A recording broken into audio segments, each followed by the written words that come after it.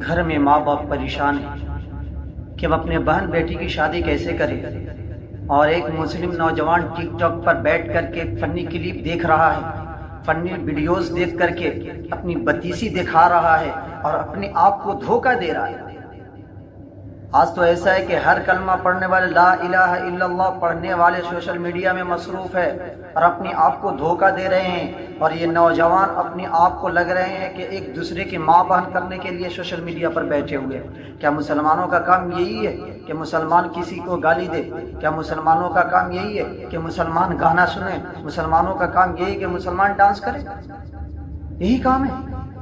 تم یہ سمجھ رہے ہو نا، تم یہ سمجھتے ہو نوجوانوں کہ تمہارے گناہوں کے باوجود، تمہاری نافرمانی کے باوجود زمین نہیں پھٹ رہی ہے، آسمان نہیں پھٹ رہا ہے، ستارے نہیں ٹوٹ رہے، تمہارے ماتھے پر تمہارے گناہ نہیں لکھے جا رہے ہیں، اور گناہ کرنے کے باوجود آج کوئی سیٹ صاحب کہلا رہا ہے، آج کوئی کلیکٹر کہلا رہا ہے۔ اس کا مطلب یہ نہیں ہے کہ یہ تمہارے پڑ لگے ہوئے ہیں۔ اگر تم یہ سمجھ رہے ہو کہ تمہارے گناہوں کے باوجود اللہ تمہیں عذاب میں مبتلا نہیں کر رہا ہے، تم اس غلط فہمی میں پڑے ہوئے کہ تمہارے پر لگے ہوئے ہیں، قریب یہ پر کٹنے والے ہیں۔ یہ روح اور جسم کا جو تعلق ہے نا، یہ تعلق ان قریب ختم ہونے والے ہیں۔ اگر تم سوشل میڈیا کے بغیر نہیں رہ سکتے ہو، سوشل میڈیا استعمال کیے بغیر نہیں رہ سکتے ہو، تم ٹک ٹاک استعمال کیے بغیر نہیں رہ سکتے ہو، معاشرے کو ایک اچھا پیغام دو، معاشرے کو ایک اچھا میسج دو۔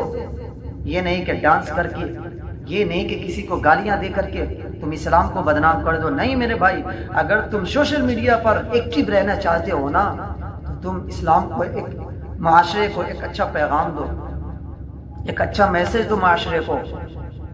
اور یہ بات یاد رکھو کہ اگر تم سوشل میڈیا کے بغیر نہیں رہ پا رہے ہو نا، بہترین ویڈیو سنو، اسلامک کلپ سنو تاکہ تم اپنی زندگی کو سدھار سکو، اسلامک کلپ دیکھو تاکہ تم اس کو اپنی زندگی کو ایک اچھا بنا سکو۔